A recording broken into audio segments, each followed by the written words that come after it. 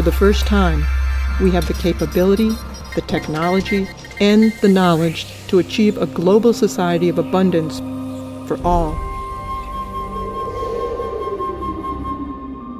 The question is, what kind of world do we want to live in?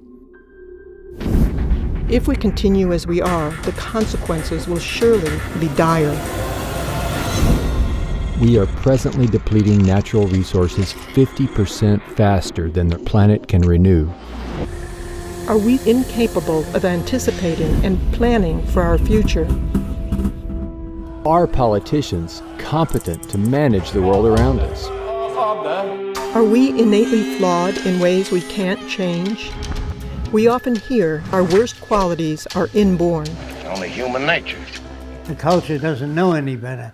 They don't know what forces are involved in shaping human behavior. Therefore, they say that's human nature. That's where they're wrong.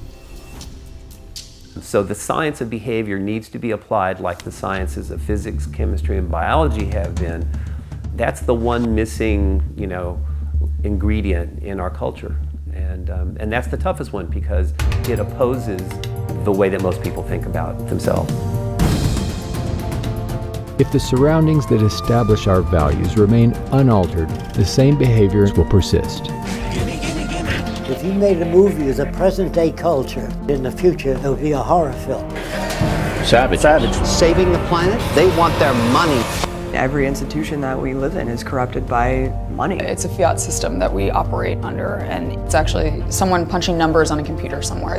That is how we manufacture money today. You have what is effectively a criminal enterprise based on the manipulation of people's attention, resources, and time in order to extract value from them.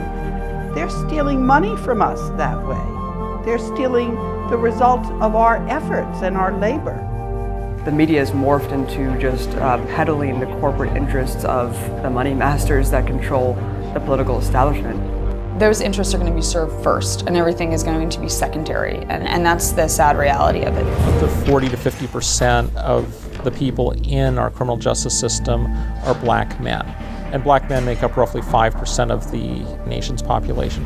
And I think people can discuss and debate the causes for that, and this goes to everything from institutional racism, policing practices, and that, but I think at the end of the day it all boils down to class, as I think that the reason racial minorities are disproportionately incarcerated is because they're also disproportionately poor. The current energy infrastructure, which has been going on for a long time, has resulted in the accumulation of greenhouse gases and particles that cause warming of the Earth's climate. And the Earth's climate is warming at a rate faster than any time since deglaciation from the last ice age. We're seeing this environmental damage on the Earth created by humans, but we see it from a cosmic perspective, means that it's just not something that we can ignore. The planet is responding to the presence of humanity.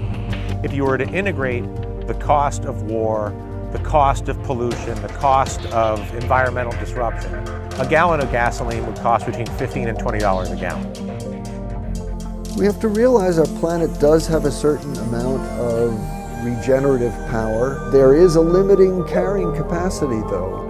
There's no end to the possibilities of the civilized world. It hasn't even begun yet. There's no limit to the possibilities of science and technology in the near future. We have to reclaim the environment and human beings as well. That's what the Venus Project is about.